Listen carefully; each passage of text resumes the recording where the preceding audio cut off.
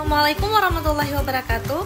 Halo teman-teman semuanya, perkenalkan nama saya Khaira Elvina dengan NIM 1902137 dengan MK Kependidikan, Ibu dosen pengampu Putri Rahmi MPD. Baiklah, di sini saya akan menjelaskan resume yang telah ditugaskan kepada saya dalam bentuk video. Poin pertama ada hakikat pendidikan. Apa itu hakikat pendidikan? Hakikat pendidikan adalah proses pembelajaran sebagai upaya untuk mengembangkan aktivitas dan kreativitas peserta didik dengan interaksi yang mengharapkan pengalaman belajar. Contohnya seperti apa? Contoh hakikat pendidikan pada anak usia dini itu seperti pendidikan yang dilakukan bertujuan untuk memfasilitasi tumbuh kembang anak dengan cara keseluruhan atau mengutamakan pada perkembangan kepribadian anak dari berbagai segi secara holistik. Nah, berikut kita akan melihat gambarnya.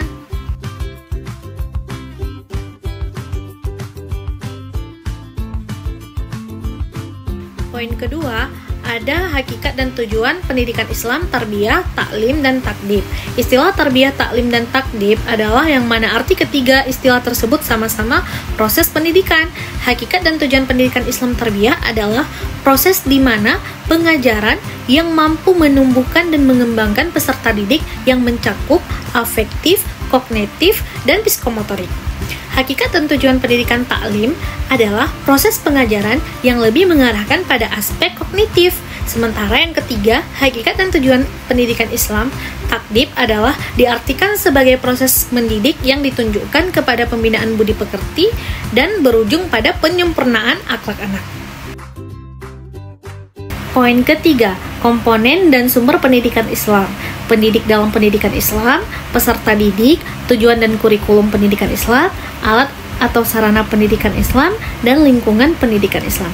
Mari kita bahas. Pendidik dalam pendidikan Islam itu apa sih? Pendidik dalam pendidikan Islam adalah orang yang bertanggung jawab terhadap perkembangan peserta didik dengan upaya mengembangkan seluruh potensi afektif, kognitif, dan psikomotorik.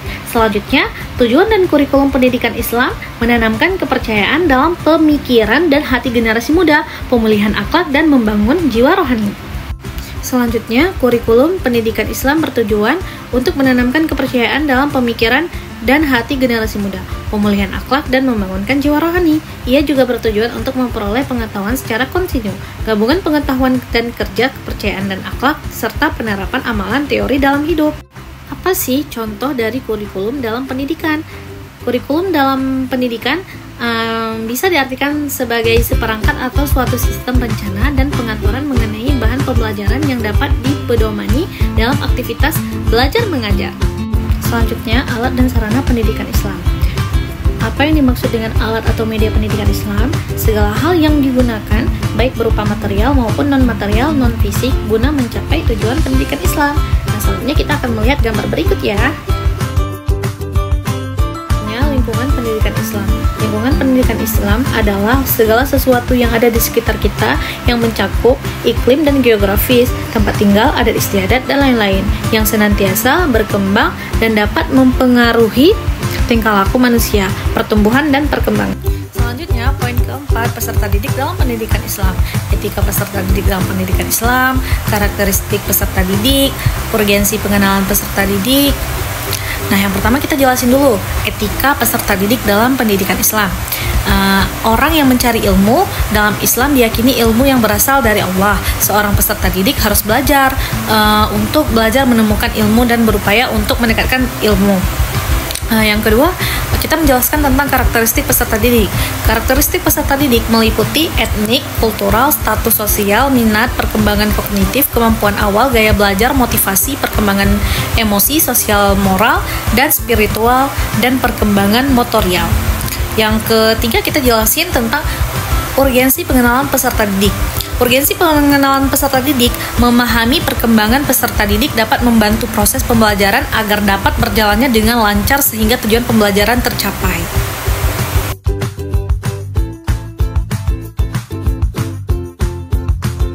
Poin kelima, relevansi pendidikan Islam terhadap kemajuan bangsa, eksistensi pendidikan Islam di Indonesia, dan moralitas di Indonesia.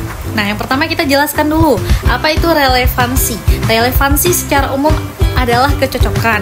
Relevan adalah bersangkut paut, berguna secara langsung. Dalam Kamus Bahasa Indonesia, relevansi adalah suatu sifat yang terdapat pada dokumen yang dapat membantu pengarang dalam memecahkan kebutuhan dan akan informasi. Eksistensi pendidikan Islam di Indonesia adalah suatu kenyataan yang sudah berlangsung sangat panjang dan sudah bermasyarakat. Nah, yang kedua kita akan jelaskan pendidikan. Apa itu pendidikan? Pendidikan adalah usaha sadar terencana untuk mewujudkan suasana belajar dan proses pembelajaran agar peserta didik secara aktif mengembangkan potensi dirinya untuk memiliki kekuatan spiritual, keagamaan, pengendalian diri, kepribadian, kecerdasan, akhlak mulia, serta keterampilan yang diperlukan. Selanjutnya, relevansi pendidikan. Relevansi pendidikan merupakan suatu hal yang berkaitan dengan kecocokan antara kemampuan yang diperoleh melalui jenjang pendidikan dengan kebutuhan pekerjaan. Selanjutnya, poin ke-6. Poin ke-6 ada pengertian lingkungan pendidikan Islam, macam-macam lingkungan dan atmosfer akademik, pandangan Islam tentang lingkungan. Yang pertama kita jelaskan dulu tentang lingkungan pendidikan Islam. Lingkungan pendidikan Islam suatu keadaan yang mana di dalamnya terdapat ciri-ciri keislaman dan memungkinkan terselenggaranya pendidikan dengan baik. Yang kedua, kita akan menjelaskan tentang lingkungan pendidikan Islam. Lingkungan pendidikan Islam, lingkungan keluarga, lingkungan sekolah, lingkungan masyarakat, ketiganya dibutuhkan dalam pendidikan. Nah, selanjutnya kita jelaskan juga apa itu atmosfer akademik. Atmosfer akademik didefinisikan sebagai nuansa lingkungan yang berjiwa akademik, yaitu sikap ilmiah dan kreatif. Selanjutnya, lingkungan hidup dalam perspektif Islam artinya bahwa Islam selain pedoman bagi manusia menjadi pedoman bagi alam semesta, sehingga agama Islam juga menata dan memberikan konsep bagi kehidupan ini. Bahkan mulai dari penciptaan, alam semesta, langit, bumi, air, udara, daratan, lautan manusia, dan tumbuhan. Selanjutnya, poin ke-7. Poin ke-7, dasar dan tujuan pendidikan penyelenggaraan pendidikan di Indonesia. Dalam pendidikan kita ada dua dasar, yaitu Pancasila dan Undang-Undang Dasar 1945 sesuai dengan UUDN nomor 2 tahun 1989 dan UU Sisdiknas nomor 20 tahun 2003. Yang kedua yaitu ada Al-Quran dan hadis. Itu pedoman kita ya. Yang kedua kita jelaskan dulu berdasarkan Undang-Undang Dasar nomor 2 tahun 1945, tujuan pendidikan yaitu mencerdaskan kehidupan bangsa dan juga untuk mengembangkan manusia yang seutuhnya. Selanjutnya, poin ke-8 yaitu sistem pendidikan nasional. Pendidikan nasional adalah pendidikan yang berdasarkan Pancasila dan Undang-Undang Dasar. Jadi harus sesuai ya teman-teman. Negara RI tahun 1945 yang berakar pada nilai-nilai agama, kebudayaan, nasional, dan tanggap terhadap tuntutan perubahan pada zaman. Nah, landasan hukumnya bagi pengelolaan pendidikan Indonesia itu ada undang-undang ini juga menjadi pijakan dalam pengembangan kurikulum dan penyelenggaraan pendidikan Islam. Jadi harus sesuai dengan undang-undang juga begitu teman-teman. Selanjutnya poin ke-9 yaitu peranan keluarga dan masyarakat dalam pendidikan. Peranan keluarga dan masyarakat dalam pendidikan sangat penting dalam membentuk kepribadian dan perilaku sosial anak, karena lingkungan keluarga merupakan lingkungan paling utama dan pertama anak dalam memperoleh pendidikan baik dari pembentukan watak dan karakter. Jadi, mari kita sebagai orang tua mendidik anak itu dengan sebaik-baik mungkin. Dari dini kita didik hingga dia membentuk watak dan karakter menjadi lingkungan tempat kita tinggal itu sangat berpengaruh untuk perkembangan karakter dan watak anak ya teman-teman. Jadi teruslah memberi contoh yang baik, seperti contohnya mengajarkan anak untuk bersedekah agar anak mengerti arti saling tolong menolong. Jadi pembentuk karakter anak itu sangat berpengaruh ya di dalam keluarga. Apabila orang tua itu bertengkar ataupun sedang marah-marah, sebaiknya jangan di depan anak karena anak itu akan merekam dan dia akan mengulang apa yang orang tuanya katakan. Berbicaralah baik-baik di depan anak, mengajarkan hal-hal baik agar supaya anak itu juga baik.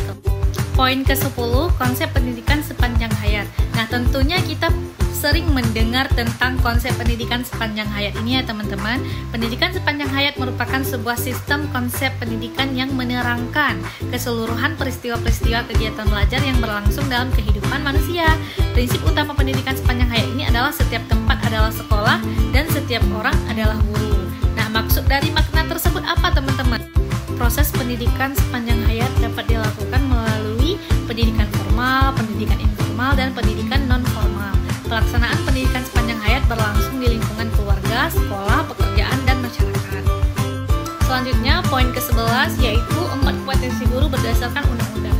Menurut BPKP, pasal 10 ayat 1 Undang-Undang Nomor 14 Tahun 2005 tentang guru dan dosen mengamanatkan bahwa guru harus memiliki kompetensi pedagogik, kepribadian sosial, dan profesional. Keempat kompetensi bersifat holistik dan merupakan suatu kesatuan yang menjadi ciri guru profesional.